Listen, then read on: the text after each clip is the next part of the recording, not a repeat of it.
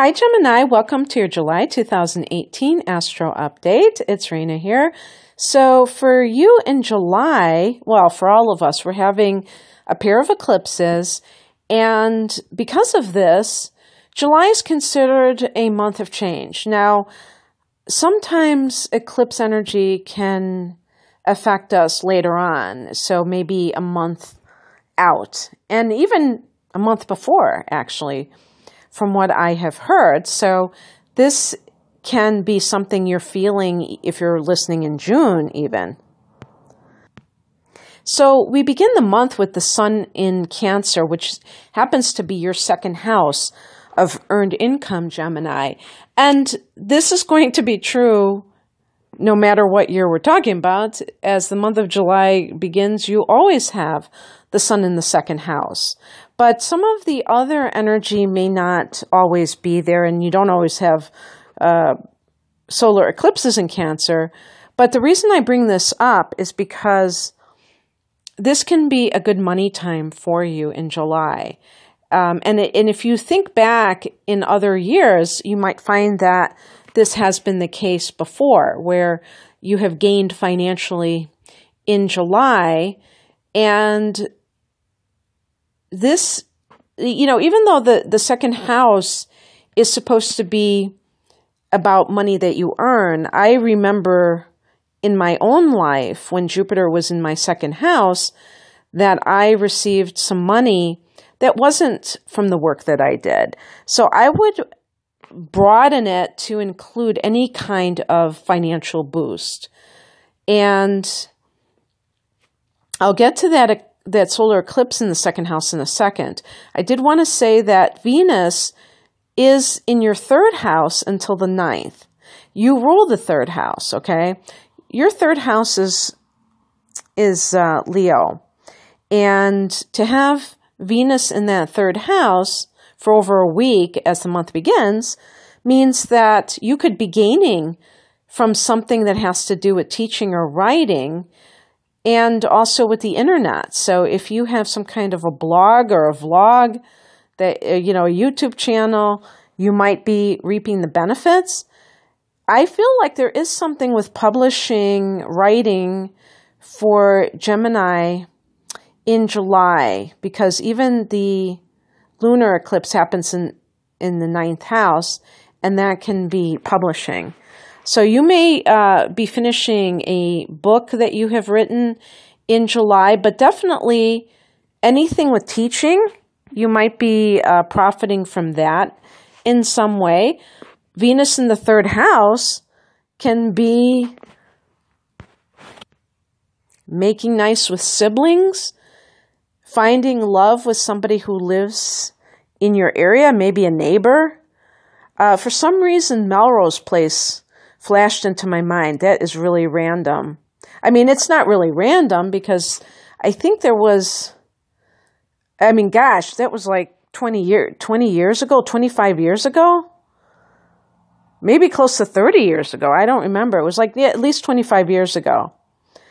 And I just remember a couple of neighbors that were having a hookup. So I don't know why I said Melrose Place. I was thinking of something along those lines, though, because I remember they had these like little apartments. They look like motels or something. I don't know. That's what was the place. It was an apartment complex. That's why it was called Melrose Place. Okay. Anyway, after that randomness, you might be having some kind of, as I said, you might profit from some sort of writing, or even find love with someone that is connected to one of your brothers or sisters. And then Venus goes into your fourth house on July 9th, and this is your home and family sector. So this may be a time when you decide to redecorate your home. You may be selling a home and are able to receive the money for that sale during this second week in July. Could be something along those lines. And then the very next day, Jupiter turns direct at 13 degrees of Scorpio, and this is your 6th house of health and work. So if you have found, Gemini, that Jupiter, you might not have known it was Jupiter, but if you found that your work situation seemed that it kind of was a little bit slowing down for a bit, maybe you work for yourself and you didn't have as much business, see if things start to pick up, especially as we get into the month of August, because all during July, after Jupiter stations direct, it's going to hang out at that 13-degree mark until the end of the month. So the forward momentum isn't really going to be apparent, I think, until August. And then hopefully you will see, if you have been looking for work and there haven't been as many offers, things should dramatically improve in a month or two. And then a couple of days after that, we have that solar eclipse, 20 degrees of Cancer in your 2nd house of earned income. So I feel like this middle period here, it's really, I don't know if you'd call it middle, but from Jupiter, from the 10th until the 12th is kind of a power period, because there is,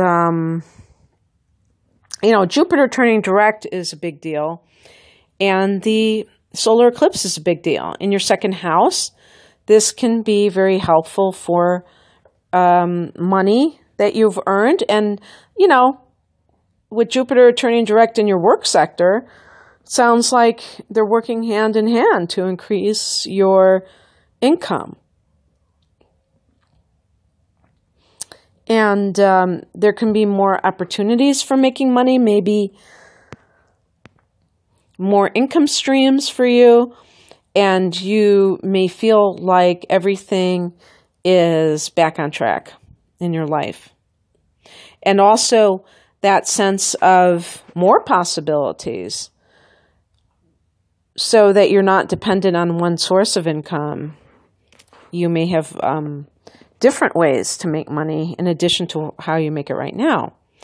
And then on the 22nd, the sun goes into Leo, which is a friendly angle to Gemini. It's a sextile, and this is falling in your 3rd house of communication that you rule. So the sun in the house that you rule is going to make you in alignment with your personality.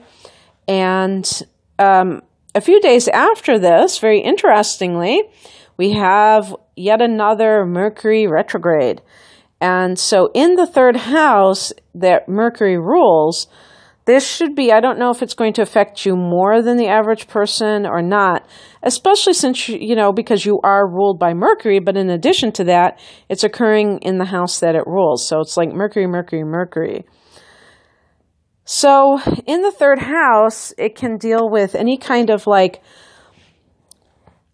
project online. You might find that you have to retool a blog or your website. Maybe there's something that needs correction. It can be with something connected to school. Maybe there is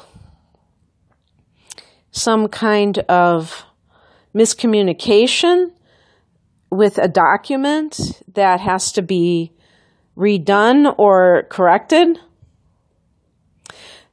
Be careful about getting into any kind of misunderstandings with siblings, because that could be featured here. Misunderstandings occur a lot when people do not communicate in a straightforward way. And this is why I am the way that I am, because I'm very direct. I don't hint around, and I just kind of if I sense that somebody is trying to say something, and if I give a damn, in other words, you don't have to worry about every situation, because maybe some people you'll never see again, and it doesn't even matter whether they understand what you were trying to say. But if you're in a consistent relationship with somebody and they have said something that feels like it's offensive or like they're mad at you for some reason, rather than being, beating around the bush, it's good to say, you seem like you're angry. Did I say something to offend you? So that you can nip it in the bud. By the way, it's nip it in the bud. I was looking at this thing online, and they said that that's one of the phrases that people misuse, and they say nip it in the butt, or that they mishear and they say it wrong and they say nip it in the butt. And I'm like, you got to be kidding me. People really say that. But so so don't say that. See, I'm being random with Gemini. I don't know why, but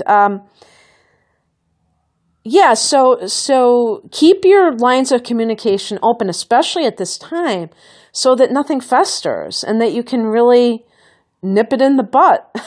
Now I'm going to say it like that. I'm just joking. So you just really take care of it right away, and it doesn't fester, and both people know what time it is. And then on the 27th or 28th, depending on where you live, there's going to be the lunar eclipse. So the solar eclipse is a powerful new moon that brings in new opportunities. The lunar eclipse is a powerful full moon that can take things out of your life. Now, it's supposed to be things that are no longer serving you.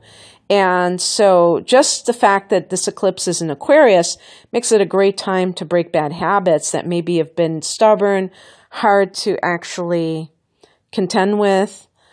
But in addition to this, when we look at where it's falling in your chart, it's in your 9th house of the higher mind.